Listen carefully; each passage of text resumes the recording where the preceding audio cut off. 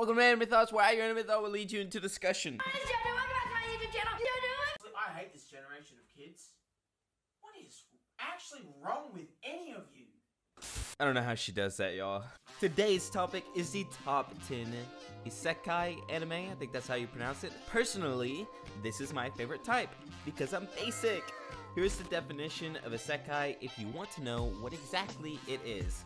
I have a list of video suggestions from you guys that I plan on using in the future. Coincidentally, this video is from that list. If you want to suggest a video, make sure you subscribe and comment away. Let's get started. Number 10, Auditor Congatari. I have to say this is an anime that I debated on not putting in the list. I think the only real reason why it made it was the sheer fact that I watched the entire show. The MC switches place with the person from another world. In this world, he has to stop the 12 Shinsho from destroying each other. I can't say it was the best, especially with the pacing, but I'm almost certain this is a new anime to you. Number 9, Kyoso Giga. Interesting is the best word you could describe Giga with. It's a little hard to follow if you're not paying attention, so I'ma explain the first episode a little. Pretty much you have a man that was lonely, so he created kids and a wife to ease the pain. And yes, you heard it, created. They then had to run away into a painting that is actually a paradise-like world. Now, the 3 kids are left behind when he has to leave with his wife for various reasons, and now the kids control that paradise-like world where a young girl was able to find the painting and enter it too. It was captivating but somewhat difficult to follow. I hope you will enjoy it like I did. Number 8, Restaurant to Another World.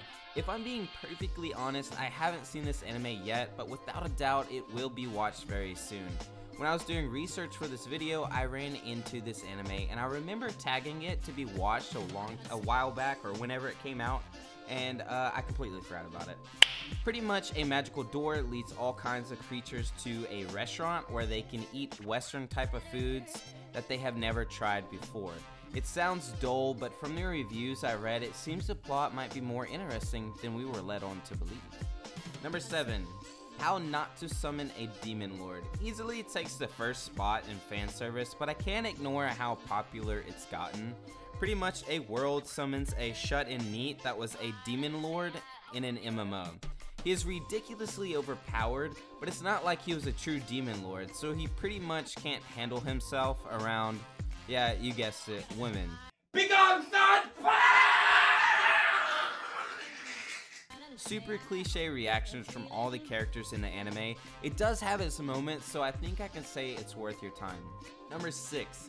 In another world with my smartphone, God accidentally killed Toya with lightning. So as an apology, he sends him to another world where he brings his smartphone. Other than the interesting way of getting sent to another world, I have to say this anime didn't bring much to the table when it comes to plot character development.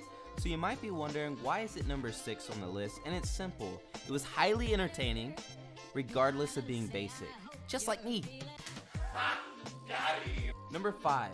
Death March to the Parallel World Rhapsody. Pretty similar to the one we just reviewed, Suzuki was doing something called a death march, which is basically working to the point of death. He ended up sleeping on the floor of his office only to wake up in another world. From the start, he ends up becoming extremely powerful and he goes around doing what he thinks is right. I just thought this anime was a little better than the previous one. That's the only reason why it's number 5 and not number 6. Number 4, Knights and Magic. The MC has always had a fascination with mechas, but sadly he lives in modern Japan where the technology is just not capable of creating such wonderful machines. Luckily for him, he dies. Okay. He is reincarnated in a world where mechas are real. His fascination with the machines and the knowledge of Japan allows him to create the best mechas as well as win battle after battle. I really like this isekai, being that the plot was fairly different than the others, and you'll know what I mean if you watch it. Number 3, The Rising of the Shield Hero. An otaku decides to read a book in a library, which then transports him into another world.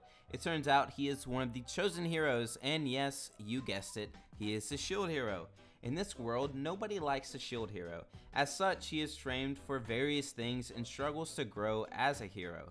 The anime does a good job portraying betrayal and having to overcome trials on your own when no one else believes you. It's not finished yet, and that's kind of the only reason why it's not number 1. Number 2, that time I got reincarnated as a slime. Satoru was killed in the streets of Tokyo after pushing his colleague out of the way. He finds himself reincarnated as a slime in a foreign world. At first you think, well, what can a slime do? And you would be right in thinking that. But I can assure you, a slime can do just about everything you could ever imagine. He can absorb anything. That's basically all he can do at first. But that power allows him to take the abilities of what he absorbs, and let's just say it was a fun journey. Number 1 goes to all the ones I think you probably have already seen. Angel Beats, Konosuba, ReZero, Overlord, Log Horizon, The Familiar Zero, Grimgar Fantasy and Ash, Sword Art Online, Inuyasha, Gate, The Devil is a Part-Timer. If you like this style of video, make sure you come back next Thursday for another one. If you can't remember, then just subscribe, so you don't forget my undying will to give you the best vids I can possibly make every single week all by myself. Sorry about that. Let's reach 10K subs, and I will see you weebs in the next one, hopefully.